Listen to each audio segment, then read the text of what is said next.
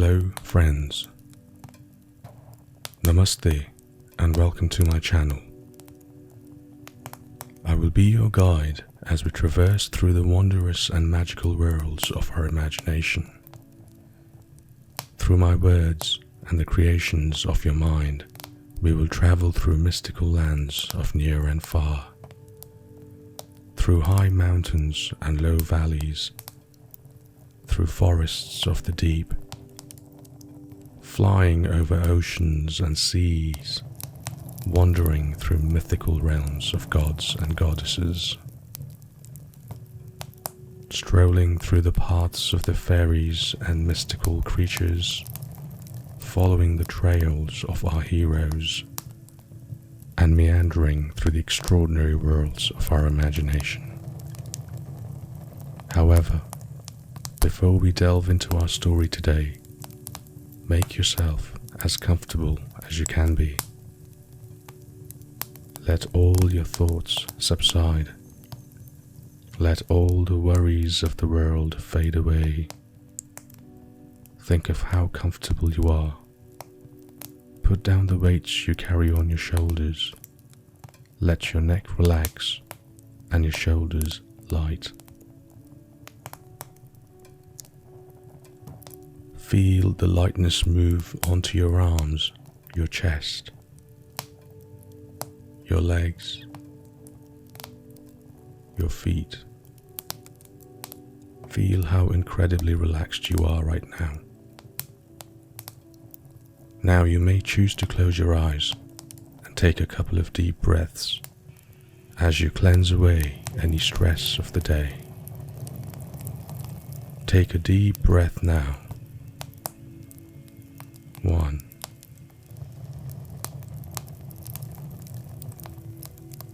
2,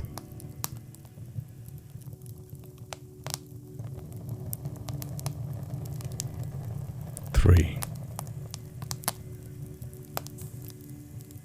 Now let my words caress you, and let my voice take you to the magical land of our imagination. Let's begin.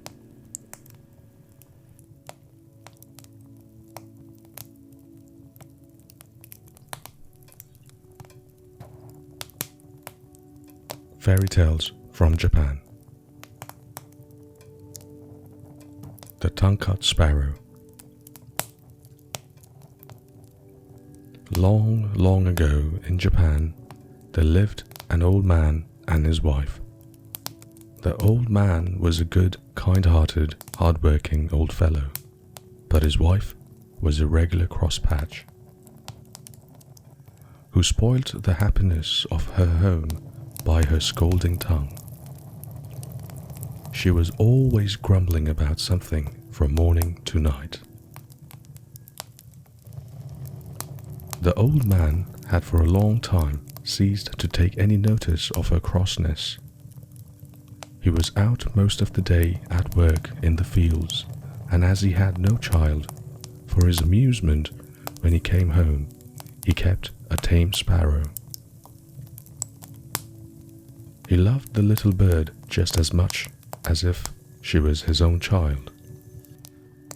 When he came back at night after his hard day's work in the open air, it was his only pleasure to pet the sparrow, to talk to her, to teach her little tricks, which she learned very quickly. The old man would open her cage and let her fly about in the room, and they would play together. Then, when supper time came, he always saved some tidbits from his meal with which to feed his little bird. Now, one day the old man went out to chop woods in the forest, and the old woman stopped at home to wash clothes. The day before she had made some starch, and now when she came back for it, it was all gone. The bowl which she had filled full yesterday was quite empty today. While she was wondering who could have used or stolen the starch, down flew the pet sparrow, and bowing her little feathered head, a trick which she had learned from her master, the pretty bird chirped and said, it is I who have taken the starch. I thought it was some food put out for me in the basin, and I ate it all. If I have made a mistake, I beg you to forgive me. You see from this that the sparrow was a truthful bird, and the old woman ought to have been willing to forgive her at once when she asked her pardon. But not so. The old woman had never loved the sparrow, and had often quarrelled with her husband for keeping what she called a dirty bird about the house, saying that it only made extra work for her. Now she was only too delighted to have some cause of complaint against the pet. She scolded and even cursed the poor little bird, and not content with using such harsh, unfeeling words, in a fit of rage, she seized the sparrow, who all this time had spread out her wings and bowed her head before the old woman to show how sorry she was. The old woman fetched a pair of scissors and cut off the poor little bird's tongue. "I suppose you took my starch with that tongue. Now you may see what it is like to go without it." And with these dreadful words, she drove the bird away, not caring in the least what might happen to it, and without the smallest pity for its suffering. So unkind was she.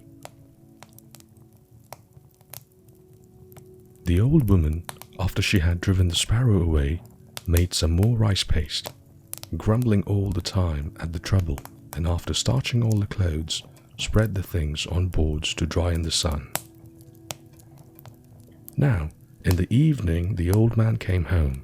As usual, on the way back, he looked forward to the time when he should reach his gates and see his pet come flying and chirping towards him, ruffling out her feathers to show her joy, and eventually come and rest upon his shoulders.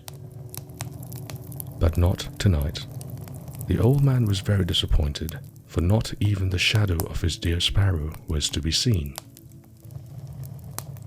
He quickened his steps, hastily drew off his straw sandals, and stepped onto the veranda. Still, no sparrow was to be seen. He now felt sure that his wife, in one of her cross tempers, had shut the sparrow up in the cage. So he called her and said anxiously, "Where is Suzume-san?" The old woman pretended not to know at first at all and answered, "Your sparrow? I am sure I don't know. Now I come to think of it, I haven't seen her at all this afternoon. I shouldn't wonder if the ungrateful bird had flown away and left you after all your petting." But at last, when the old man gave her no peace, but asked her again and again, insisting that she must know what had happened to his pet, she confessed all. She told him crossly how the sparrow had eaten the rice paste she had specially made for starching her clothes, and how, when the sparrow had confessed to what she had done, in great anger she had taken her scissors and cut out the tongue, and how finally she had driven the bird away and forbidding her to return to the house ever again. The old woman showed her husband the sparrow's tongue, saying, "Here is the tongue I cut off, horrid little bird. Why did it eat all my starch? How could you be so cruel? Oh, how could you be so cruel?" was the only thing the old man could answer. He was too kind-hearted to punish his shrewd wife, but he was terribly distressed at what had happened to his poor little sparrow. "What a dreadful misfortune for my poor Suzume-san to lose her tongue," he said to himself. "She won't be able to chirp anymore, and surely the pain of the cutting of it out in the rough way must have made her ill. Is there anything to be done?" The old man shed many tears after his cross wife had gone to sleep. While he wiped away the tears with his sleeves on his cotton robe, a bright thought comforted him. He would go and look for the sparrow on the morrow. Having decided this, he was finally able to sleep. The next morning he rose early, as soon as ever the day broke, and snatching a hasty breakfast, started out over the hills and through the woods, stopping at every clump of bamboos to cry, Where, oh where, does my tongue-cut sparrow stay? Oh where does my tongue-cut sparrow stay? He never stopped to rest for his noonday meal, and it was far on in the afternoon when he found himself near a large bamboo wood. Bamboo groves are the favorite haunts for sparrows, and there, sure enough, at the edge of the wood, he saw his own dear sparrow waiting to welcome him. He could hardly believe his eyes for joy, and ran forward quickly to greet her. She bowed her little head and went through a number of tricks her master had taught her, to show her pleasure at seeing her old friend again, and wonderful to relate, she could talk as of old. The old man told her how sorry he was for all that had happened, and inquired after her tongue, wondering how she could speak so well without it. Then the sparrow opened her beak and showed him that a new tongue had grown in the place of the old one, and begged him not to think any more about the past, for she was quite well now. Then the old man knew that the sparrow was a fairy, and not a common bird. It would be difficult to exaggerate the old man's rejoicing now. He forgot all his troubles, he forgot even how tired he was, for he had found his lost sparrow, and instead of being ill and without a tongue, as he had feared and expected to find her, she was well and happy with her tongue, and without the sign of all the ill treatment she had received from his wife, and above all, she was a fairy. The sparrow asked him to follow her, and flying before him, she led him to a beautiful house in the heart of the bamboo grove. The old man was utterly astonished when he entered the house to find a beautiful place it was. It was built of the whitest wood. The soft cream-colored mats which took the place of carpets were the finest he had ever seen, and the cushions the sparrows brought out to him to sit on were made of the finest silk. Beautiful vases and lacquer boxes adorned the tokonoma of every room. The sparrow led the old man to the place of honor, and then, taking her place at a humble distance, she thanked him with many polite bows for all the kindness he had shown her for many years. Then the Lady Sparrow, as we will now call her, introduced all her family to the old man. This done, her daughters, robed in dainty cape gowns, brought in on beautiful old-fashioned trays a feast of all kinds of delicious food, till the old man began to think he must be dreaming. In the middle of the dinner, some of the sparrow's daughters performed a beautiful dance called Suzume Odori, or the sparrow's dance, to amuse the guest. Never had the old man enjoyed himself so much.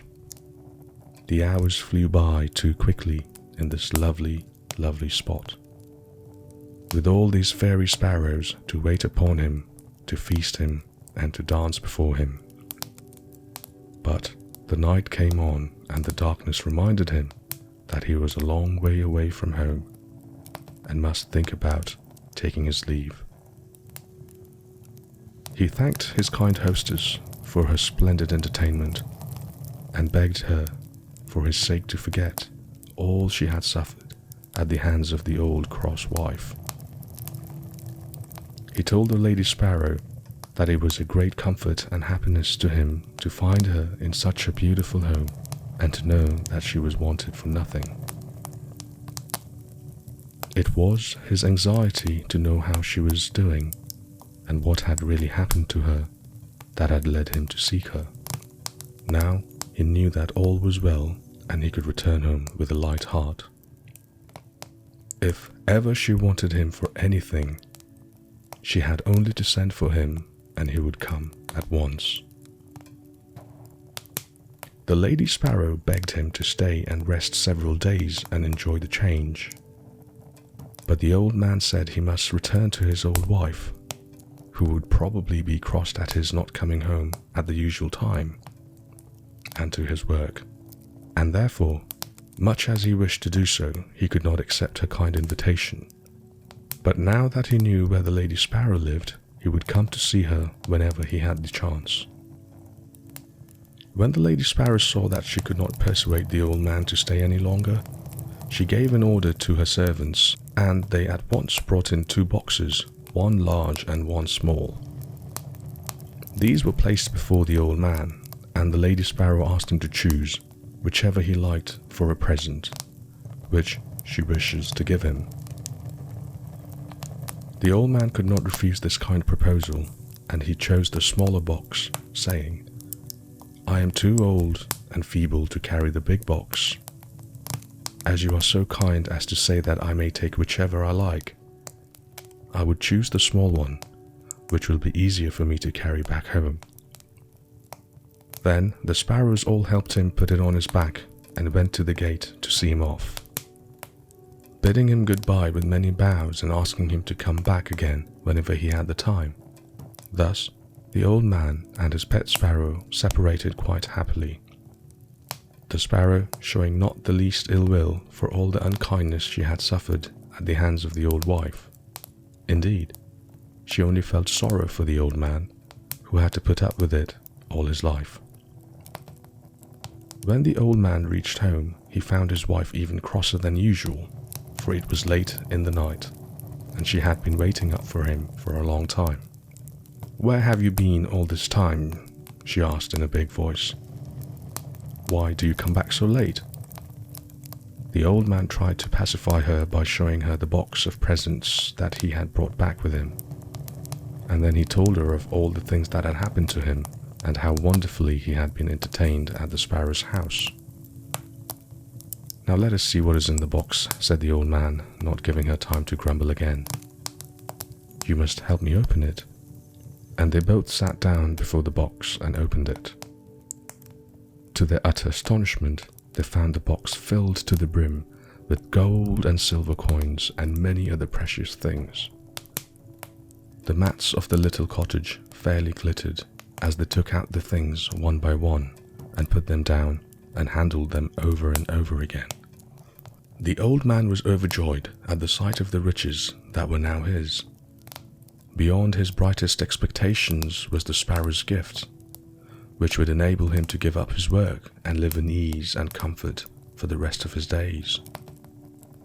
He said, "Thanks to my good little sparrow, thanks to my good little sparrow," many times. However, the old woman, after the first moments of surprise and satisfaction at the sight of the gold and silvers, could not suppress the greed of her wicked nature. She now began to reproach the old man for not having brought home the big box of presents, for in the innocence of his heart he had told her how he had refused the large box, which the sparrow had offered him, preferring the smaller one because it was light and easy to carry home. "You silly old man," said she. "Why did you not bring the large box? Just think what we have lost. We might have had twice as much as silver and gold as this. You certainly are an old fool," she screamed, and then went to bed as angry as she could be. The old man now wishes that he had said nothing about the big box, but it was too late. The greedy old woman, not content with the good luck which she had unexpectedly befallen, and which she so little deserved, made up her mind, if possible, to get more.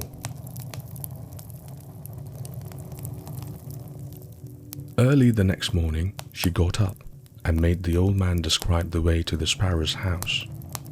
When he saw what was in her mind, he tried to keep her from going, but it was useless. She would not listen to one word he said. It is strange that the old woman did not feel ashamed of going to see the sparrow after the cruel way she had treated her in cutting out her tongue.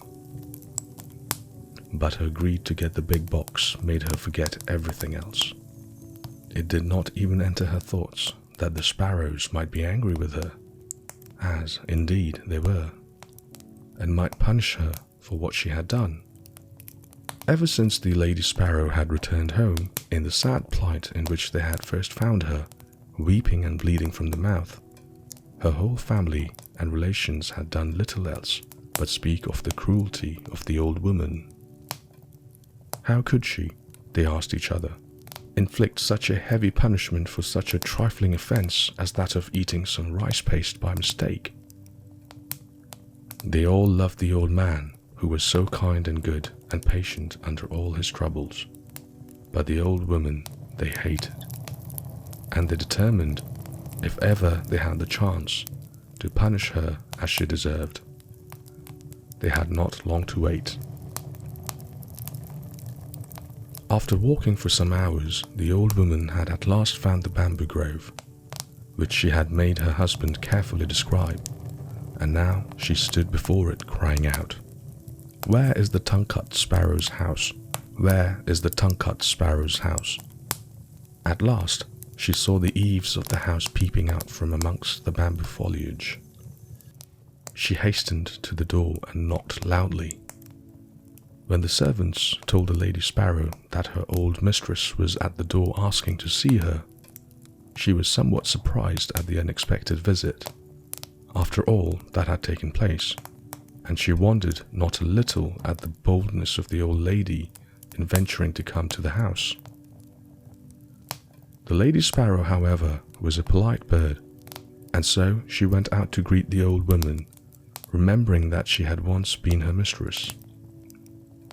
The old woman intended, however, to waste no time in words. She went straight to the point, without the least shame, and said, "You need not trouble to entertain me as you did my old man. I have come myself to get the box which he so stupidly left behind. I shall soon take my leave if you give me the big box. That is all I want." The Lady Sparrow at once consented, and told her servants to bring out the big box. The old woman eagerly seized it and hoisted it on her back, and without even stopping to thank the Lady Sparrow, began to hurry homewards. The box was so heavy that she could not walk fast, much less run, as she would have liked to do so. So anxious was she to get home and see what was inside the box, but she had often to sit down and rest herself by the way. Whilst she was staggering along under the heavy load, her desire to open the box became too great to resist. She could not wait any longer, for she supposed this big box to be full of gold and silver and precious jewels like the small one. At last, this greedy and selfish old woman put down the box by the wayside and opened it carefully, expecting to gloat her eyes on a mine of wealth. What she saw, however, so terrified her that she nearly lost her senses. As soon as she lifted the lid, a number of horrible and frightful-looking demons bounced out of the box and surrounded her as if they intended to kill her. Not even in nightmares had she seen such horrible creatures as her much-coveted box contained. A demon with one huge eye in the middle of its forehead came and glared at her. Monsters with gaping mouths looked as if they would devour her. A huge snake coiled and hissed about her, and a big frog hopped and croaked towards her. The old woman had never been so frightened in her life, and ran from the spot as fast as her quaking legs would carry her, glad to escape alive. When she reached home, she fell to the floor and told her husband with tears all that had happened to her, and how she had been nearly killed by the demons in the box. Then she began to blame the sparrow, but the old man stopped her at once, saying, "Don't blame the sparrow. It is your wickedness which at last met with its reward. I only hope this may be a lesson to you in the future." The old woman said nothing more, and from that day she repented of her cross, unkind ways, and by degree became a good old woman, so that her husband hardly knew her to be the same person, and they spent their last days together happily, free from want or care, spending carefully the treasure the old man had received from his pet, the tongue-cut sparrow.